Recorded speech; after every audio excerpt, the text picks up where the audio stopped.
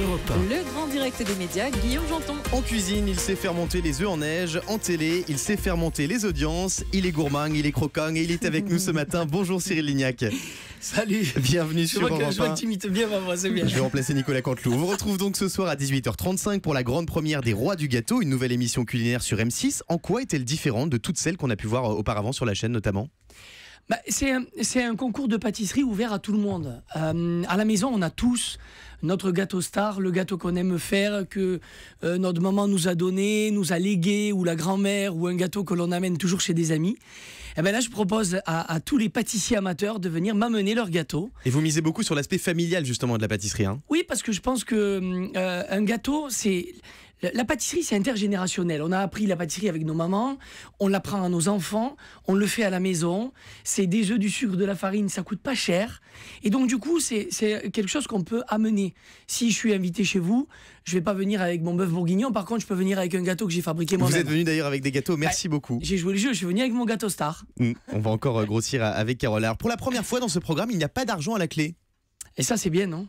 C'est bien, c'est assez inédit. Non, en fait, ce qui est bien, c'est que on va jusqu'au bout. C'est-à-dire qu'il y a beaucoup de pâtissiers amateurs qui rêvent de faire déjà goûter leur gâteau et ensuite qu'ils soient vendus dans la boutique, dans la vitrine d'une grande pâtisserie aux côtés des autres grands chefs pâtissiers. Et ça, je trouve que c'est quand même un peu le clou du spectacle, de se dire, je fais un gâteau à la maison, je l'amène sur le plateau, on le travaille ensemble et ensuite, celui qui gagne, il va pouvoir le vendre dans une boutique et ça, je trouve ça génial. On sent qu'M6 a voulu vraiment mettre une touche d'humour dans ce programme. C'était une volonté de la chaîne ? Non, je pense que c'est plutôt le thème de la pâtisserie, c'est-à-dire la bonne humeur, la joie, la famille. C'est un access, donc il faut qu'on passe un bon moment, quoi. Vous comprenez les téléspectateurs qui en ont marre de voir des émissions culinaires à la télé, notamment sur M6 ? Je comprends tout le monde, moi. Je pense que dans la vie, on peut pas... Il y a des gens qui aiment la pâtisserie, d'autres qui aiment pas, d'autres qui aiment la cuisine, d'autres qui aiment le bricolage. Bon, je comprends, oui. Je pense qu'il y a des... Tout le monde ne peut pas aimer la pâtisserie, aimer la cuisine. Maintenant, ça rassemble quand même pas mal de gens et surtout des enfants. Et ça me plaît parce que c'est la transmission du savoir, le partage. Et ça fait partie de nos valeurs. Avant, le livre de cuisine ou de pâtisserie, il était au rayon corvée. Aujourd'hui, il est au rayon loisirs. Les enfants demandent aux parents de faire la pâtisserie, de mener des gâteaux, de les goûter. Donc, je trouve ça bien, moi. Alors, les candidats des Rois du Gâteau sont donc tous amateurs. Comment est-ce que vous les avez sélectionnés ? En fait, on a fait un grand casting. Alors, moi, je ne participe pas au casting. C'est-à-dire que j'arrive dans ma cuisine et je rencontre les participants, les candidats. Ils viennent avec leurs gâteaux. Je les ai jamais vus. Je les ai pas castés et je sais pas qui ils sont. Et j'ai jamais vu les gâteaux. Donc, c'est la surprise. Et comment est-ce que vous avez vérifié que ces gâteaux, parce que ces gâteaux, il faut le dire, sont très sophistiqués parfois, comment est-ce que vous avez vérifié que ce sont de vrais gâteaux faits maison ?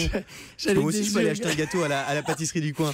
J'en étais sûr que vous alliez me poser la question. Le principe, c'est que quand bien même vous allez acheter un gâteau à la pâtisserie du coin, au bout d'un moment, si je le sélectionne, vous êtes obligé de le refaire devant moi.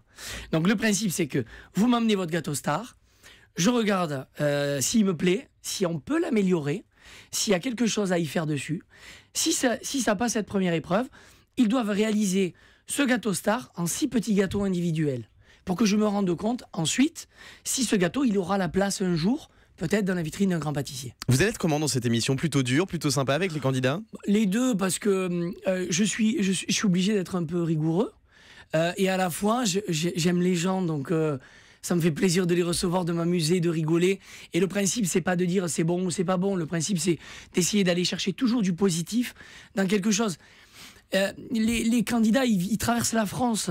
Ils prennent le train avec leur gâteau, ils montent en voiture. Ils se donnent du mal pour participer à l'émission. Donc bon, t'as quand même envie de passer un bon moment avec eux, quoi. Alors vous êtes un grand professionnel de la pâtisserie, chef étoilé. Est-ce que les vainqueurs de vos émissions et les candidats sont respectés dans le métier ou c'est un peu mal vu d'être passé à la télé, de s'être fait connaître à la télévision en tant que pâtissier ou cuisinier ? Par rapport aux professionnels, aujourd'hui non. Fut un temps tout au Parce qu'on sait début. que dans les télécrochets, par exemple, les candidats, les chanteurs sont parfois un peu mal vus dans le milieu. Est-ce que c'est valable pour la cuisine aussi ? Aujourd'hui non. Ouais. Mais il y a 12 ans en arrière, quand on a commencé les premières émissions de cuisine à la télé avec Top Chef, etc., ça a mis un peu de temps à se mettre en place. Puis ensuite, lorsque on déniche des talents et que ces talents rentrent dans des cuisines ou des pâtisseries et ont un vrai talent autre que la télévision, bien entendu qu'on respecte le talent. Et c'est ce qui est bien parce que je pense qu'aujourd'hui, comme on m'a donné ma chance à travers la télé et de me faire connaître et ensuite de faire mes preuves dans la vraie vie professionnelle, on donne la chance à des jeunes et ça, je trouve ça bien. Vous avez récemment déposé votre expression gourmand en croquant. Qu'est-ce que vous allez en faire, Cyril Lignac?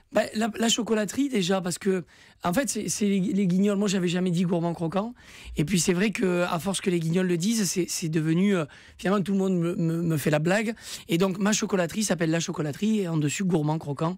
C'est un petit clin d'œil et c'est sympa pour cette marque. Alors justement, vous êtes très souvent imité par les humoristes, notamment Marc-Antoine Lebray dans Les Guignols. Comment vous prenez ces moqueries, ces imitations? Moi, je trouve ça génial. Je pense qu'il faut savoir rire de tout. Et puis, c'est bien quand on se fait imiter. C'est plutôt bon signe. Donc, Et puis, Marc-Antoine, en plus, le fait très bien, donc ça m'amuse. Cyril Lignac, on vous voit très régulièrement en couverture des magazines People. Ça vous agace?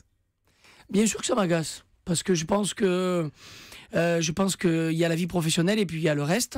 Et donc, du coup, moi, c'est quelque chose qui m'agace énormément, bien sûr, oui.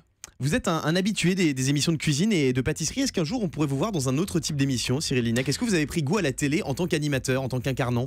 Non, parce qu'aujourd'hui je fais des émissions de cuisine et de pâtisserie qui sont parce que vous êtes légitime. Oui. Voilà. Maintenant, demain, je vais pas aller présenter une émission qui n'est pas faite pour la cuisine ou la pâtisserie, parce que c'est pas mon métier en fait. Karine Le Marchand et Stéphane Plaza ont re-signé avec la chaîne pour 3 ans. Et vous? 2 ans. 2 ans. Vous avez re-signé 2 ans avec M6, avec d'autres projets peut-être? Là pour l'instant on est déjà bien fourni entre le meilleur pâtissier, les professionnels, le meilleur pâtissier traditionnel, Sucrément Bon sur Teva et le Roi des Gâteaux qui arrive. Beaucoup de projets pour vous. Beaucoup de projets, plus les restaurants, plus les pâtisseries. J'ai mon compte pour la rentrée, c'est bien.